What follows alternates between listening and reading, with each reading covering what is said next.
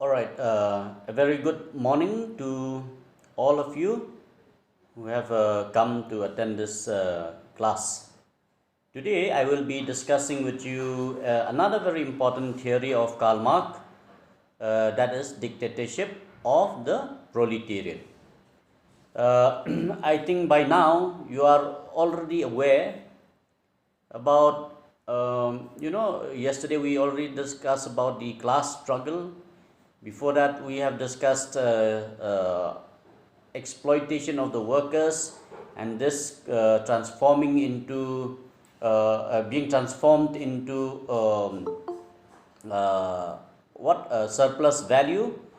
And today we will be discussing the dictatorship of proletariat.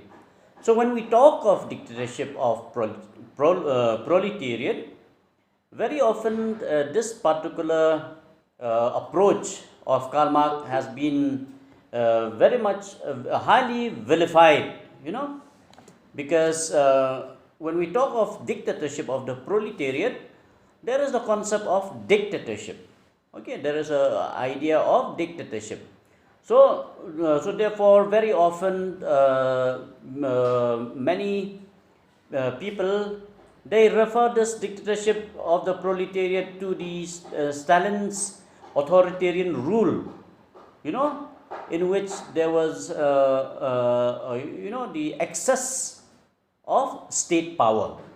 So even the idea that was propagated by Lenin in the form of the vanguard party, forming the vanguard party, and this vanguard party, Lenin would insist, will go to the, will organize the cadres, and then by organizing cadres, they will also gradually infiltrate in the society, and therefore,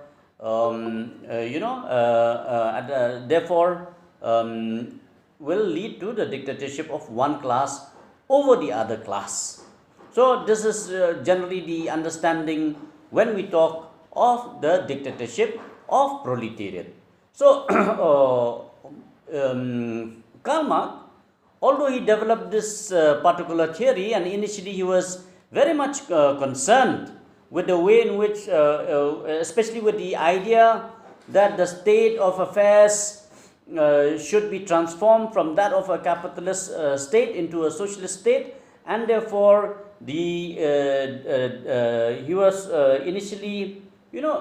initially talking about how the proletariat should hold political power, how they should organize, then revolutionized, and therefore gradually the laborers or the working class will take control over the state. Karl Marx, as I said, originally he said this is the intermediate stage between capitalist economy and communist economy, and therefore after this is a very important stage in the initial idea of Karl Marx, and therefore how is Karl Marx trying to suggest these ideas? He tried to suggest all these ideas by insisting that the proletariat or the working class should organize among themselves, and once they are organized, they should engage in the process of the dictatorship of, they should engage in the process which will lead to the state being transformed from one of a capitalist state to to the dictatorship of the proletariat, or the intermediate stage between capitalist economy and the communist economy. So therefore, in this particular idea, Karl Marx was also talking in terms of how in the post-revolutionary state the proletariat will seize the means of productions, and this will compel the state to hold direct election, and on behalf of the proletariat, the state will be converted the means of production will be converted from one of private ownership into one of community ownership. So this is basically what Karl Marx original idea is. Although dictatorship of the proletariat is an important term, it was not termed by Karl Marx, but rather it was first termed by Joseph Weidemeyer. When he wrote an article in which Karl Marx and Engels also they adopted this this philosophy into their economic understanding. So, so basically, what Karl Marx is trying to say is that in the process of revolutionizing the society, or rather organizing the working class now therefore, in terms of economy, they will transform the economy from the capitalist economy in which private ownership will exist into the economy where the people, the private ownership will be done away with. Okay, so so therefore, what happens is the term dictatorship will definitely not indicate the political dictatorship according to Karl Marx, but rather the control of the means of production by the state apparatus and no more by the capitalists or by the individuals. So, so therefore, what is this all about? According to Karl Marx, this dictatorship will certainly be, the material production that will provide, service to the for the social and the economic need of the society. So, another very important aspect of the of this particular idea of dictatorship of the proletariat is the fact that Karl Marx, although he had all this original idea, and initially he also believed that it was difficult to take away the state from the capitalists, and therefore there is a need of rigorous revolution. This is what Karl Marx actually propagated earlier. And this revolution should be led by the working class or the proletariat, and after that what would happen is that this revolution, when it is led by the proletariat, therefore it is the proletariat that will hold power. But as I said, although this was Karl Marx's original idea, yet Karl Marx expanded upon this particular idea about the dictatorship of the proletariat in his another important work, and that is the work that he wrote in 1875 called the Critique of the Gotha Program. In the Critique of the Gotha Program, where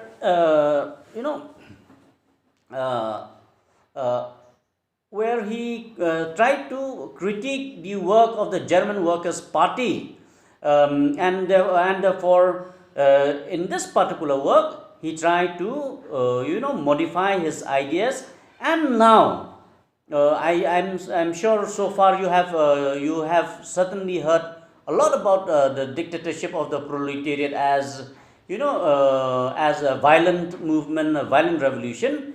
Yet Karl Marx in this particular approach, he stated that in the proletarian run society and state, in a proletarian run society, the state should first of all will take control over, as I said earlier, the proceed of labor.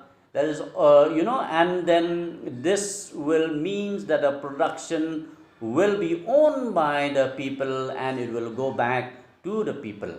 And in his critique, he also noted that what is this dictatorship of proletariat? According to him, then he tried to explain that if we are talking of the dictatorship of the proletariat, then certainly there is a need to learn from the Paris Commune, or the event that took place in 1871 during the Civil War of France, wherein a group of people gathered among themselves, at the municipality, and they demanded for a direct election of the representative, and through that particular direct election, they also created a constitution where all the leaders who are not performing, or who are not performing according to the wishes of the people, they will be immediately removed. Unlike the system that we have, in India today or across the world, somebody, if he is elected, he'll remain in power for the next 5 years.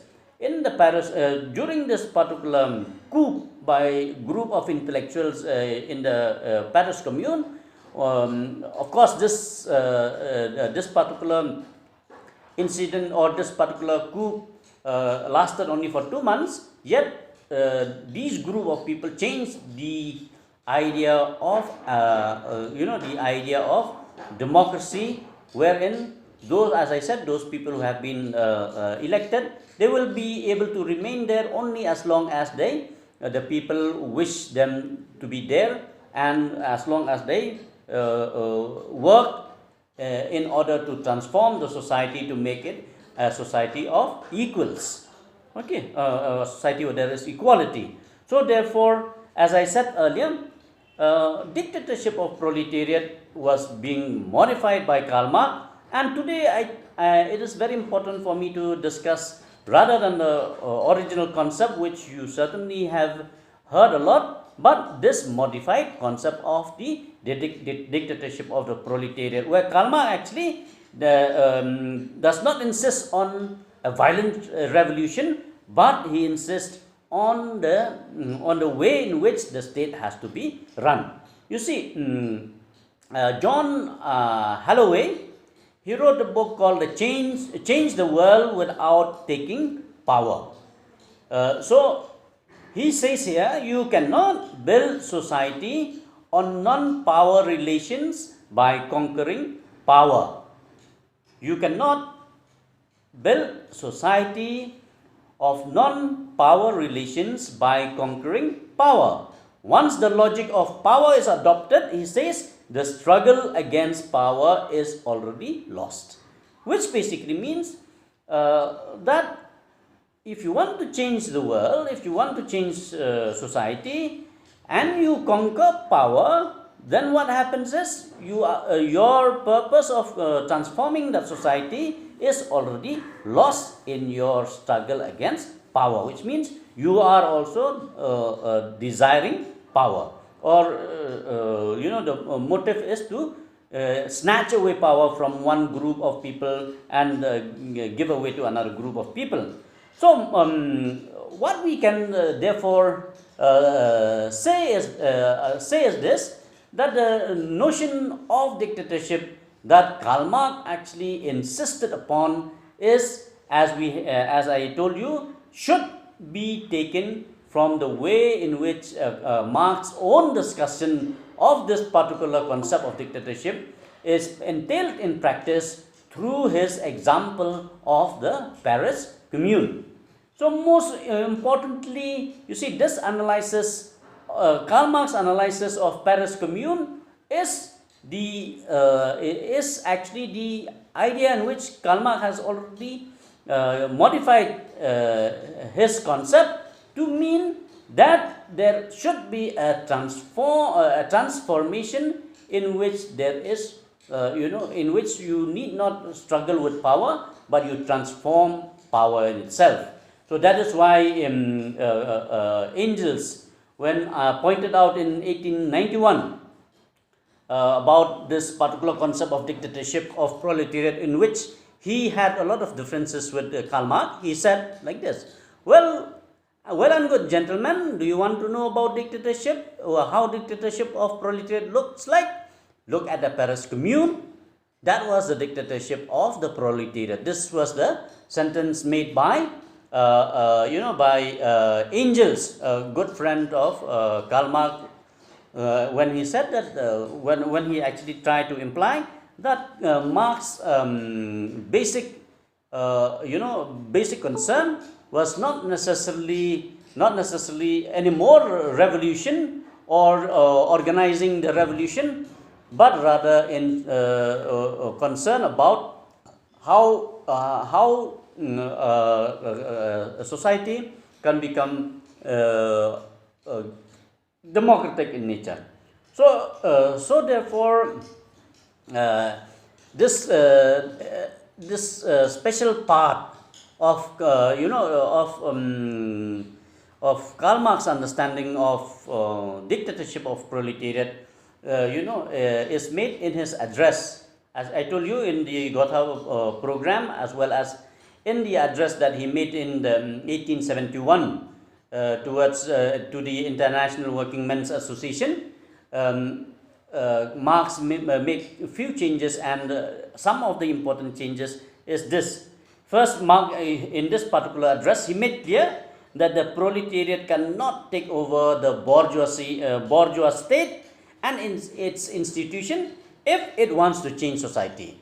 That will be a major struggle, according to Karl Marx.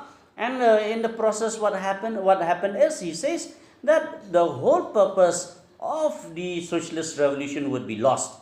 So therefore, Marx makes clear that the proletariat cannot simply take over the bourgeoisie state and its institutions if it wants to change society. So he says the working class cannot simply lay hold on the ready-made state machinery and wield it for its own purposes. You see, you cannot simply capture power and you use that same power which has already been built by the capitalist state. So therefore, so therefore, he says that parallel to the pace in which the progress of the modern industry has developed and widened and intensified, the class antagonism between the capital and the labor, the state power assume more and more the character of national power of capital over labor. So therefore, there is there is an effort for public organization, which often lead to social enslavement. This is what actually Karl Marx is trying to say. So therefore, what Karl Marx is insisting is that in order to bring a new society, therefore, the very institution of the bourgeois state and its form have to be changed first. So first of all, you try to change it from the grassroots level. Okay, try to change it from the grassroots level by organizing the working class together. And and once you are able to change from within, then there is a possibility of changing from without as well. For he gave an example of how the police was at once stripped of its political attribute, in Paris Commune, or how during the Paris Commune, during the rule of the Paris Commune, the police were not allowed to interfere in the political aspect of the community. So therefore, Karl Marx, he recognized the importance. Karl Marx, while studying, analyzing Paris Commune, he also recognized the importance of education. He said these were the important elements of the Paris Commune, and and he says this is what built a free society, and this is actually the important step which also was taken in the Paris Commune, and therefore the whole educational institution was made open to the people during the Paris Commune, and there was no interference, whether it was the church or the state, but the Paris Commune, in which people directly participate in the governance, in the affairs of governance, is the example of the dictatorship of the proletariat. Second important point that Karl Marx pointed out is, he also highlight in his address while analyzing the Paris Commune, that the governance structure introduced by the Paris Commune is another way in which the dictatorship of the proletariat should take shape. He says in a quote, the commune was formed of the municipal councillors chosen by universal suffrage in the various wards of the town, responsible and revocable at short term. This is the nature of the governance structure of the Paris Commune.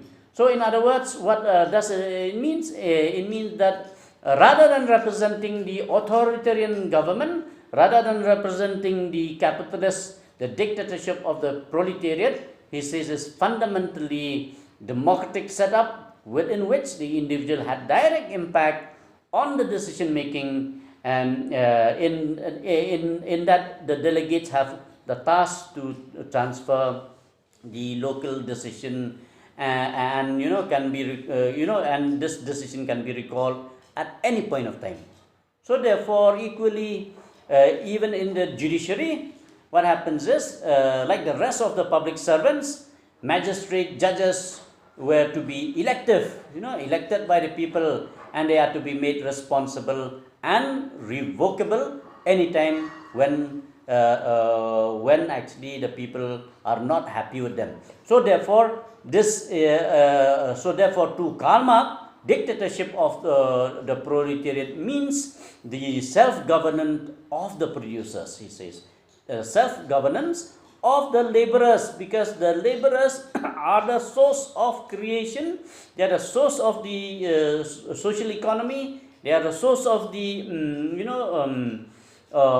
of the existence of the structures, existence of the superstructure. So therefore, it is the working people will be the one who will be governing the institutions, who will be governing the state, and that is what he says, the self-government of the producers. So Karl Marx says that this system, once established in Paris, should be taken to be implemented in all other parts of the country and even at the international level. So so therefore, what happens is, in the Paris Commune, again, another very important thing is that each delegate was to be at any time revocable and bound by the mandate which is imperative to his own constituency. So if what is this Paris Commune? In the Paris Commune, therefore, the representatives, the judges, the bureaucrats, and so on and so forth, they have to only be there to fulfill the wishes of the people, not to make profit, not to you must have discussed relative autonomy, not to work on behalf of the capitalists, but rather for transforming society to make it equal. Okay, so therefore, what is important in the dictatorship of the proletariat, according to Karl Marx, is the restructuring of the bourgeois state, especially its form, which did not simply focus on the bourgeois institutions, but rather more focus on how these institutions will be transformed in order to make it more directly related to the social and political and economic activity of the people. For Karl Marx, it was always clear that the capitalist exploitation was rooted in the means of production, in the modes of production, and was organized around wage labor and private ownership of the means of production, or rather, you can say, in how the workers are being exploited, or how the process of extracting the surplus value gets intensified.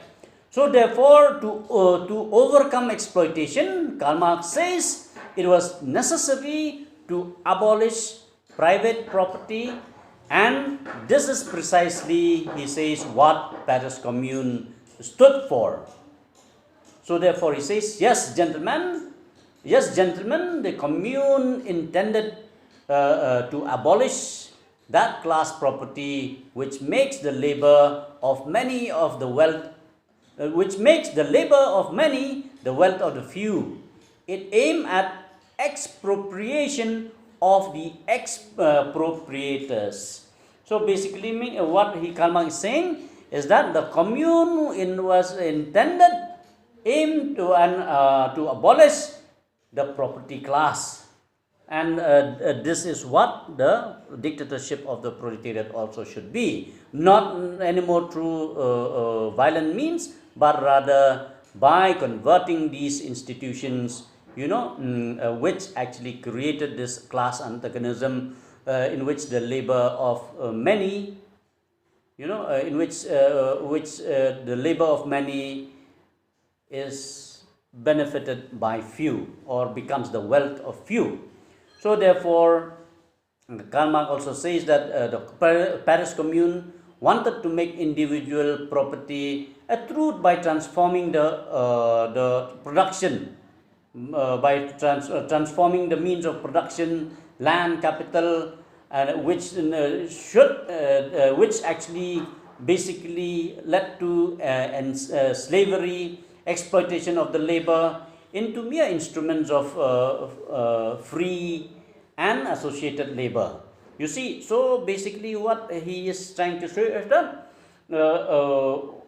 what the Paris Commune has succeeded to do is that, it has transformed the concept of individual property, concept of private property, and make it, rather than these becoming the instruments of exploitation, these will become the instruments of free and associated labor. So in other words, the economy cannot be regarded as separate from politics, if he says, if true change is to be accomplished. So politics and economy are moving hand in hand. So finally, Karl Marx also was aware of the importance of the commune's international dimension.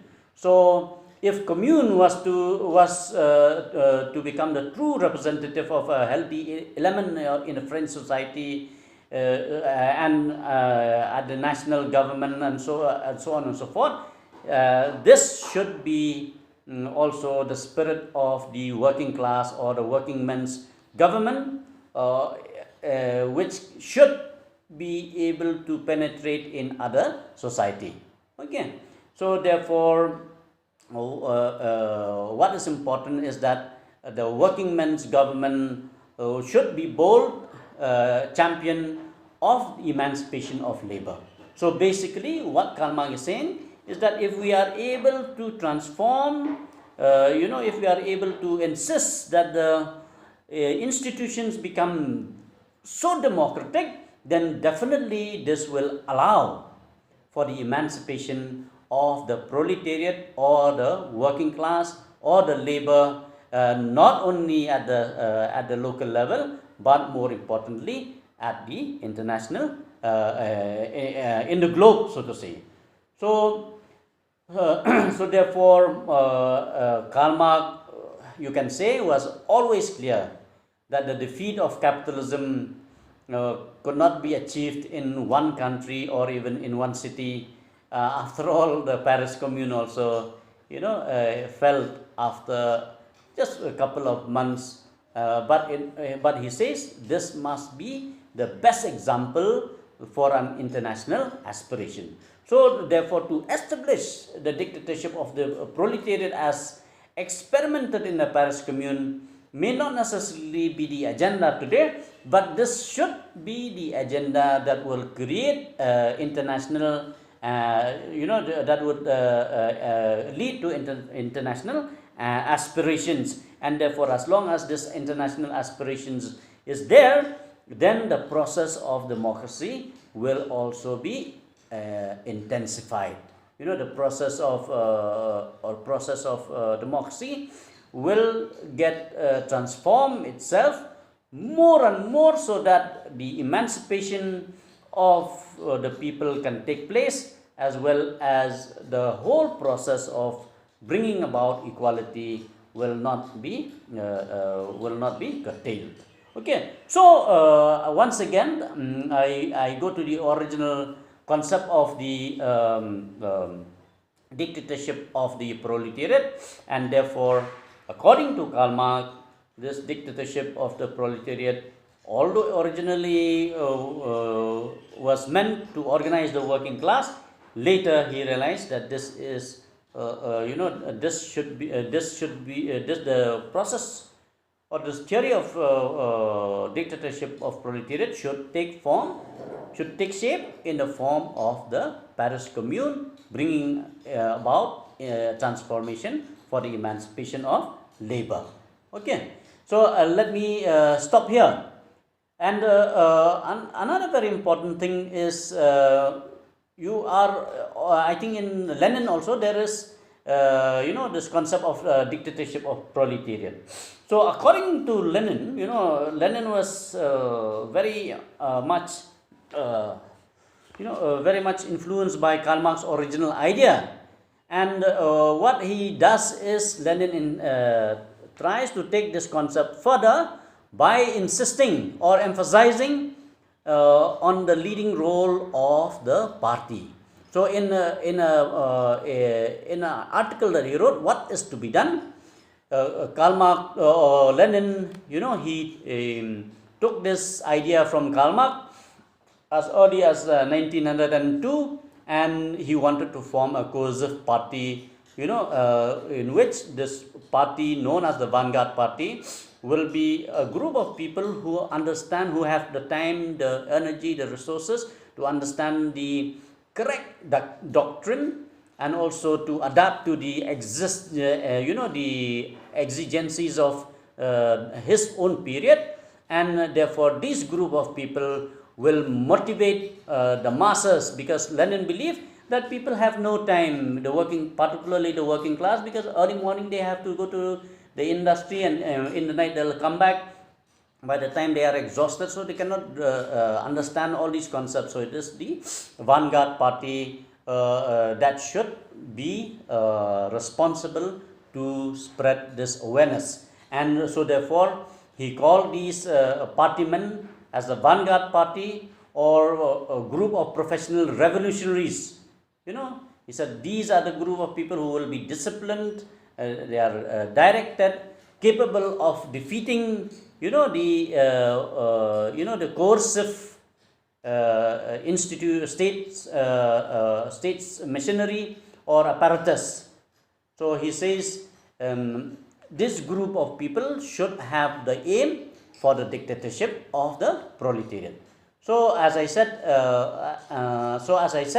Lenin, taking the cue from Karl Marx, he says that in order to do this, two tactics of social democracy in social revolution was necessary. That is, number one, to subject the insurrection of proletarian and non-proletarian masses to our influence. Means to influence the masses in our direction, and to use it in our best interest. This is what he wrote, and so therefore he says, in order to be able to do this, this will not be possible without a doctrine, without a revolutionary theory. No revolutionary movement can succeed. So therefore Lenin set forth the condition of the dictatorship of the proletariat for the purpose, his aim was to suppress the capitalist state. So Lenin also, in order to be able to forward his program, he assigned major importance to the peasants, and he formulated programs, and it would be a serious error if he helped for the Russian Revolution workers movement to neglect the peasants, he says. So if Lenin believed that since his society is peasant based, just like Mao also believed that Chinese society was peasant based, so therefore may not necessarily be working class based. So it's important to constitute them into a group of people to be guided by this vanguard party or the vanguard of the revolution. So so therefore, for him, this, as I said earlier, the influence on the peasantry was very, very important, because this is how he says that the goal of the party for the seizure of private owned land can be achieved. Can be achieved. So therefore, in Lenin's way of looking at the dictatorship of the proletariat, it is more intensified into practice. He wants to take this into practice by organizing his own group of people in the form of his own party in Russia. Okay. So therefore, these are the two aspects of the dictatorship of the proletariat. The original idea is the same, but how that is going to be implemented, how that has to be approached, these are the things in which Engels, Marx and Lenin, they differ from each other. Okay. So anyway, I stop here my lecture. If there is any question from your side.